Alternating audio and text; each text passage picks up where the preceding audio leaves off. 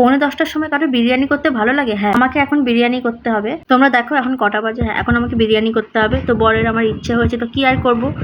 তো এই দেখো বর এখন মাংস নিয়ে এসে আমাকে দিয়েছে। ওনার ইচ্ছে আমাকে এখন বিরিয়ানি বানাতে হবে। তো আমি এখানে পেঁয়াজগুলো কেটে আগে জলে ভিজিয়ে রেখেছি, তো পরে আমি কাটবো, কারণ পেঁয়াজ আমার চোখ দিয়ে জল বেরোয়। তো এখানে ভাতটা আমি সেদ্ধ করতে বসিয়ে দিয়েছি। মাংসটাকে আমি ধুয়ে নেবো ভালো করে, আর এখানে আমি গ্যাসটা ধরিয়ে নেবো। কড়াইটা আমি বসিয়ে নেবো, ততক্ষণে কড়াইটা গরম হোক, আর আমি ততক্ষণে পেঁয়াজটা আমি কেটে নেবো। তো তারপর আমি কড়াইতে ভালো করে আমি তেলটা দিয়ে দেবো, যাতে তেলটা গরম হয়। এখানে আমার পেঁয়াজ কাটা কমপ্লিট হয়ে গেছে, আর এখানে আমি কিছু পেঁয়াজ আমি মাংস করার জন্য রাখবো, আর কিছু আমি বিরিয়ানি বেরেস্তা করার জন্য ভেজে নেবো। এখানে পেঁয়াজটা ভালো করে লাল লাল করে ভাজা হোক। পেঁয়াজগুলো ভেজে আমি পাশে সাইডে রেখে দিয়েছি। আর তোমরা যেরকম মাংস করো সেরকমই ভাবে কষিয়ে নেবে। আর বিরিয়ানিতে আলু দেওয়ার জন্য আমি ভালো করে আলুগুলো কেটে আমি ভালো করে সেদ্ধ করে নেবো। তো এখানে আমি আলুটাকে রং দিয়ে সেদ্ধ করতে বসিয়ে দিয়েছি। বিরিয়ানির ওপর রং দেওয়ার জন্য আমি দুধের মধ্যে রং মিশিয়ে নিয়েছি। ভাতটা আমার আগে হয়ে গিয়েছিল, তো আমি ভাতটা পাকাতলা ঠান্ডা করে নিচ্ছি। মাংসটা হয়ে গেছে, তো মাংসের উপর আমি এখন ভাতটা ছড়িয়ে দেবো। তারপর একে একে করে আমি আলুগুলো দিয়ে দেবো। তারপর ওপর থেকে আমি বেরেস্তা ছড়িয়ে দেবো। তারপর গোলাপ জল